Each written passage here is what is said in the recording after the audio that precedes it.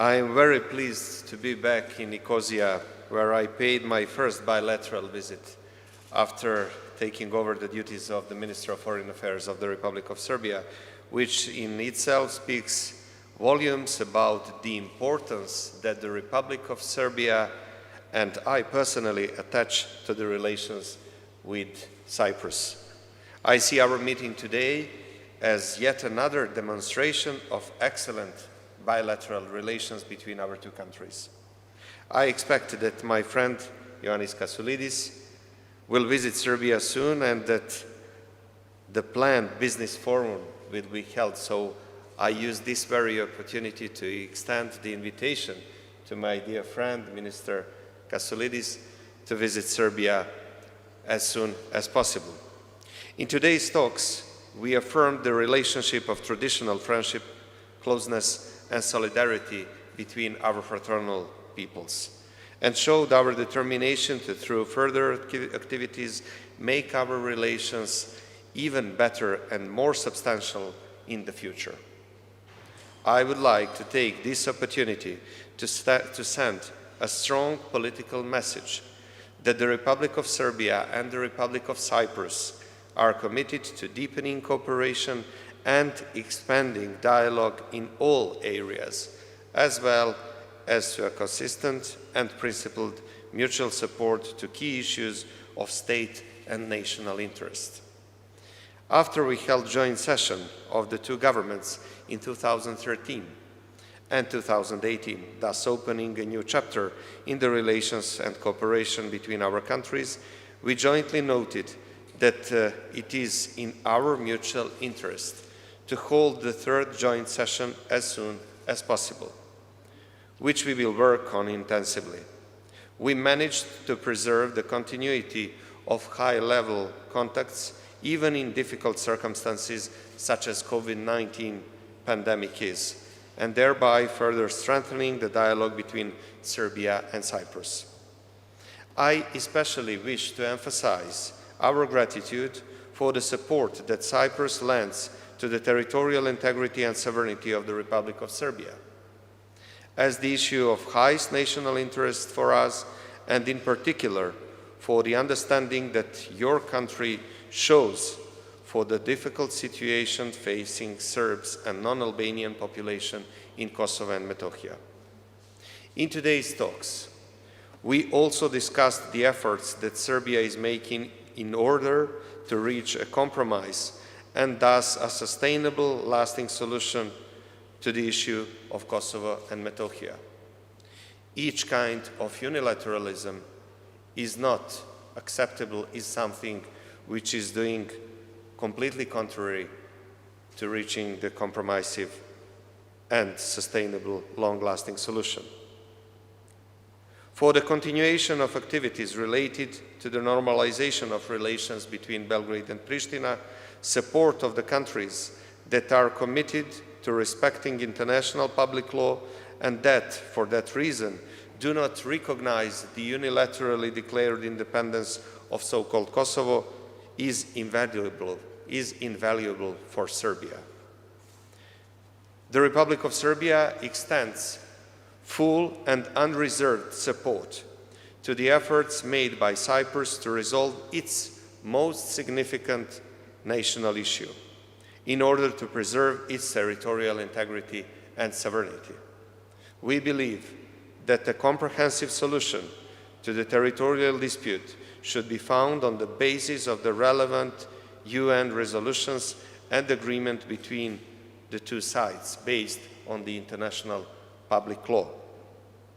Bearing in mind that the stability of the region is of priority importance of Serbia as well as of Cyprus, we emphasize our common commitment to do everything in our power to preserve and strengthen the stability of the Western Balkans and Eastern Mediterranean region.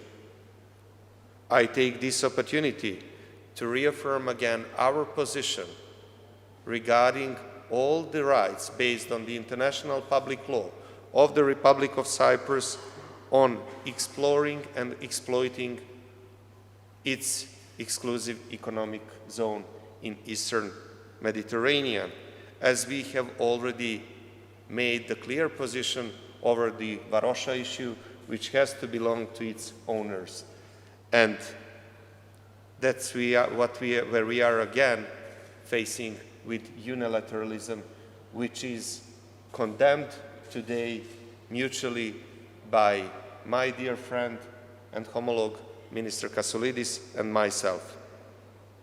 In this context, we recognize the importance of trilateral formats established with Greece so far.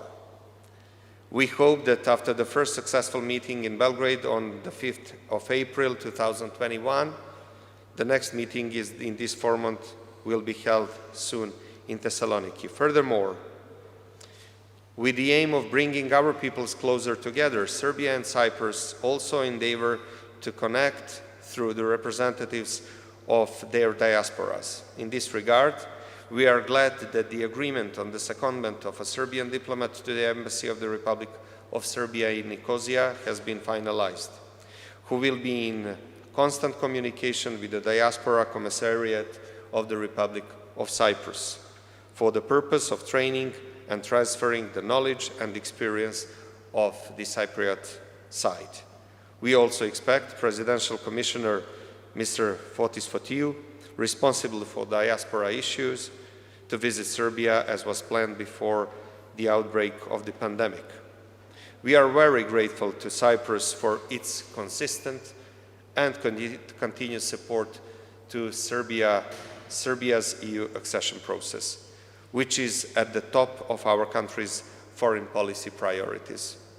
We are also interested and are actively working together with Cyprus and other countries from the surrounding area to strengthen cooperation in the field of energy, especially in the context of the energy diversification.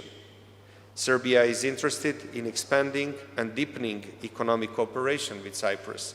I take this opportunity to mention that in a period from January to the end of May of this year, we have increased the volume of our trade and economic turnover for 30.3%, which is giving us the hope that we can do much more in the future. I would like to encourage the Cypriot business community to invest in Serbia, whose economic growth is among the highest in Europe, and which guarantees investment security and numerous benefits for foreign investors. Finally, I would like to thank you for your warm hospitality, dear friend, with the hope that in the coming period we will also be in the role of your hosts and welcome you in Belgrade, in Serbia.